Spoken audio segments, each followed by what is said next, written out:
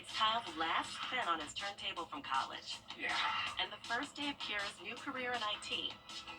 It's the last tea party for Crystal with Miss Marshmallow. Hold on. And Sarah's first day of management training at Goodwill. When you donate items to Goodwill, you help provide skills training and career placement for people seeking to realize their potential. And the things you love get to start a new life too. Time to join the Morning Mix Mug Club, sponsored by All Weather Heating and Cooling. Head to wrdw.com/morning mix to win a Morning Mix mug. And catch the mix Wednesday and Friday mornings to see if you're a winner. Enter today. We know you enjoy feeding your backyard birds. Wild Birds Unlimited. Thanks for watching News 12 on your side.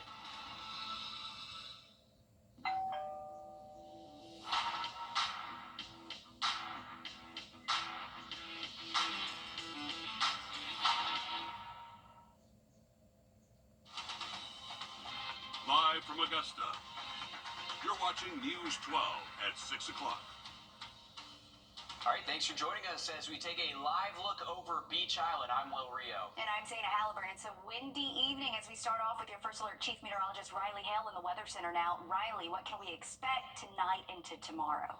It's going to stay windy out there for the rest of tonight, but as we head into tomorrow, the wind's going to be less of a threat. But the thing is, we have some very dry air in place, so that is going to continue our fire risk, not only for today, but again tomorrow. So really encouraging people not to burn anything across the area for the next 24, 48 hours. Here's a look at our current conditions. So latest drought monitor issue today, still showing a moderate drought across most of the region. Gusts today have been anywhere from 30 to 40 miles an hour, so the wind threat has picked up this afternoon, and we still have this very dry air, relative humidity down below 30% in many spots. Behind this front that did bring us that quick round of rainfall earlier today. Here's our current wind. So gusts up to 35 in Augusta, 37 in Aiken, 31 in Washington. Columbia just started gusting over 40 miles an hour. So really strong wind out there.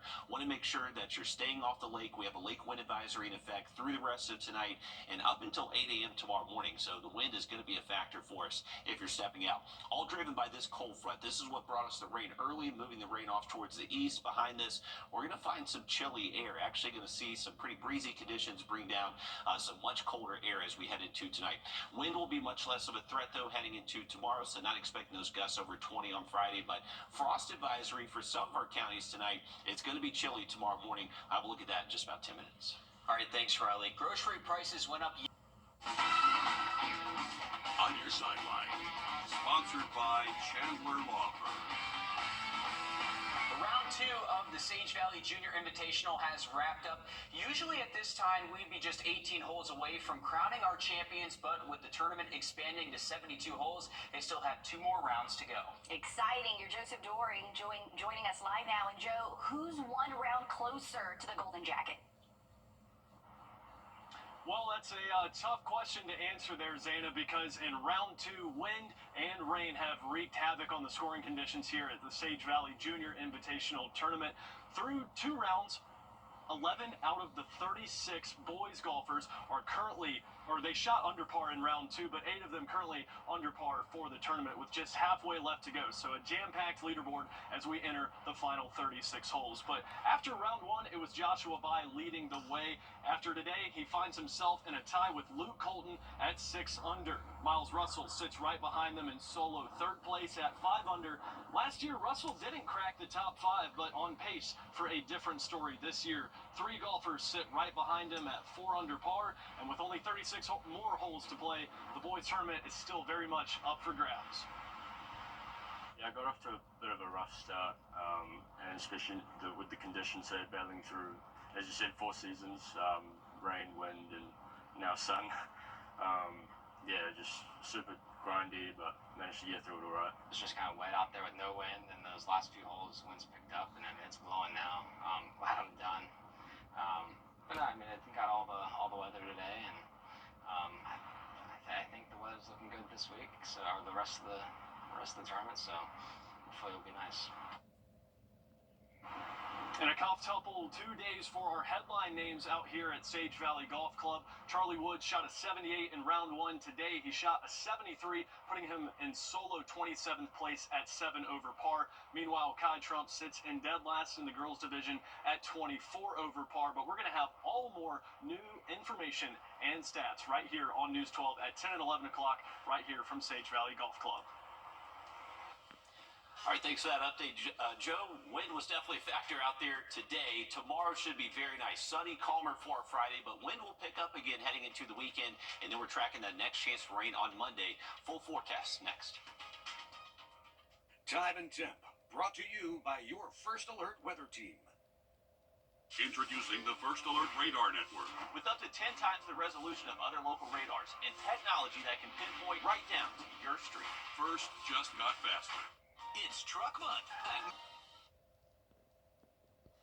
Welcome back, folks. Live look outside of our studios. It is a nice afternoon outside of just very windy conditions. We actually have gusts up to 30, 40 miles an hour. You can see it shaking around our camera a little bit. Let's take a quick look at what our winds are currently. Actually, up in Saluda, you have a sustained wind near 30 and gusts up to 40, up to 32 mile an hour gusts right now in Aiken, 35 and a gust to 31 in Washington. Even if you go further south, Swainsboro, you have gusts over 30 miles an hour. So really windy across the region.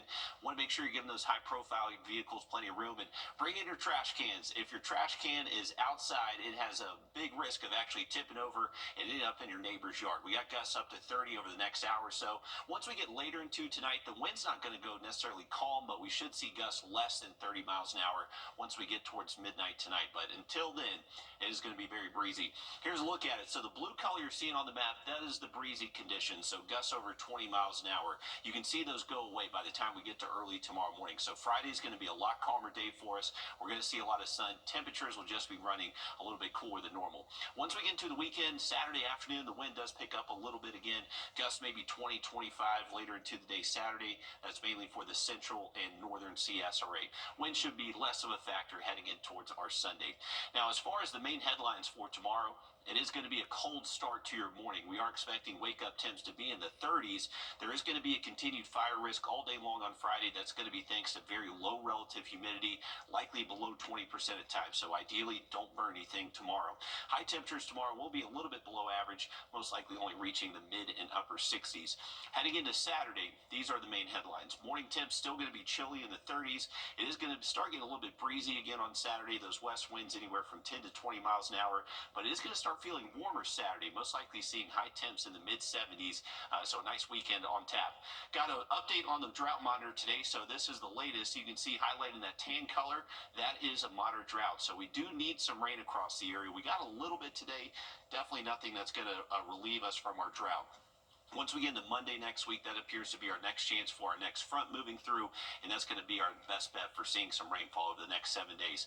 But once again, with the rain Monday, it's not necessarily going to be a ton, likely less than a half inch across most of the region as we head into Monday. Here's a look at it from our in-house model here. So rain should hold out until we most likely get to around midday Monday, and then just quickly pass through later into our Monday afternoon.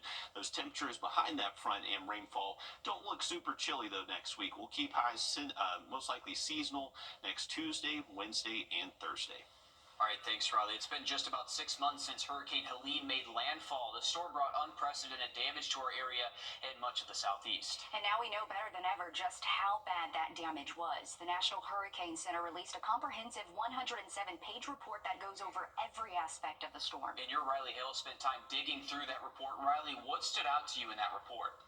Well, if you've been following our coverage over the last several months on Helene, we know how strong the wind was. We know how much rain we saw. The thing is, now we're starting to get some numbers about how much damage occurred from Helene, specifically in the CSRA. So looking at Richmond, Columbia, and McDuffie County, over 6,000 homes were impacted from Helene. Over 360 actually were completely destroyed. 3,000 occurred major damage, and then around 3,500 withstood moderate to minor damage, so significant there in those three counties.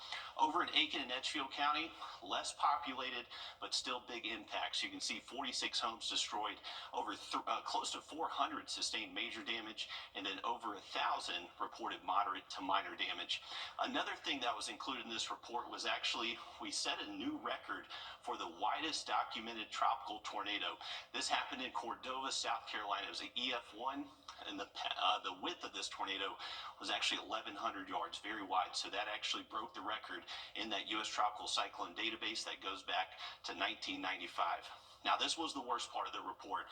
This actually highlights all the fatalities that we saw from Helene.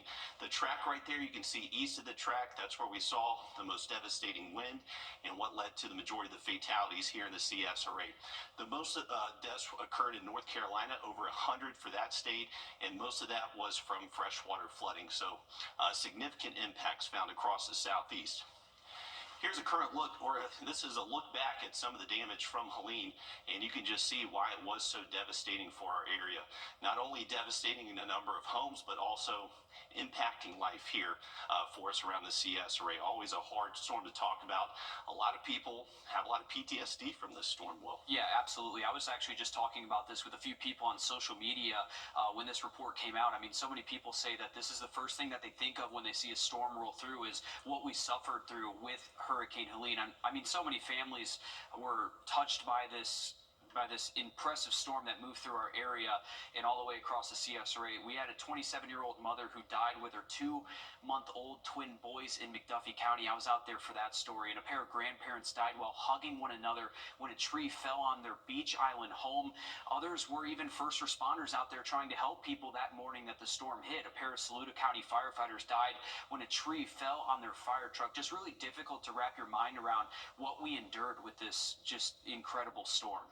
I know it will. And I mean, seeing all the pictures and videos, I mean, it just brings it all right back. And I mean, just the scenes you saw after the storm, something we never want to see again. Yeah, and even looking at some of these images here behind us that were taken by some of our reporters and photographers, even the day after the storm, I mean, it kind of gives you goosebumps and takes you back to that moment when, I mean, we had no power. Really, the only thing you heard at night were generators going on. It was just quiet, but you heard the generators, you heard the smell of gas, the long gas lines that we saw here at Costco. I mean, it's just something that we'll never forget, and it's something that here in the CSRA we're really shaped by here moving forward. Absolutely, and we actually dived into this 107-page report, and we actually did update our weather blog on our website. You can check that out. We just pulled out all the data that connects to us here locally in the CSRA, so easy way to just kind of comb through that big report. A lot of interesting data in there, and it really confirms what we went through.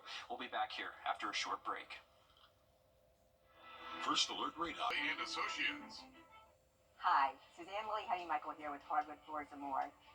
We truly appreciate the opportunities we've had to work in so many homes over the years. And now we want to invite you to our showroom to discover why we are the company that friends recommend. Our quality products, knowledgeable staff, and the tremendous skill set of our technicians is what has made Hardwood Floors and More the most trusted locally owned business for over 30 years. Hardwood Floors and More, so much more in store for you. Well, the initial offer was a little... Schedule your tour today. You've been in a serious crash. Your car is a mess. Your life's a mess. And now the insurance company thinks you deserve little to nothing for what you've been through. Get real. Get the strong arm. Attorney John Foy and Associates. Thanks for watching News 12 on your side. It's the Rooms to Go anniversary sale. Save on this stylish queen bedroom set from Cindy Crawford Home. Just $18.88 or $34 a month. Interest free until January 2030. Plus, buy the set, get 30% off the matching chest. Only at Rooms to Go.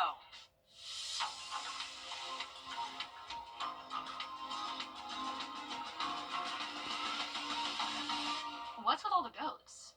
Oh, don't worry. You're getting one too. But why goats? Goat. George's outstanding attorney team? After you've been injured in a car crash, call George Sink Injury Lawyers and get the GOAT on your side. Hurt? Call all nines now. $5 Markdown Day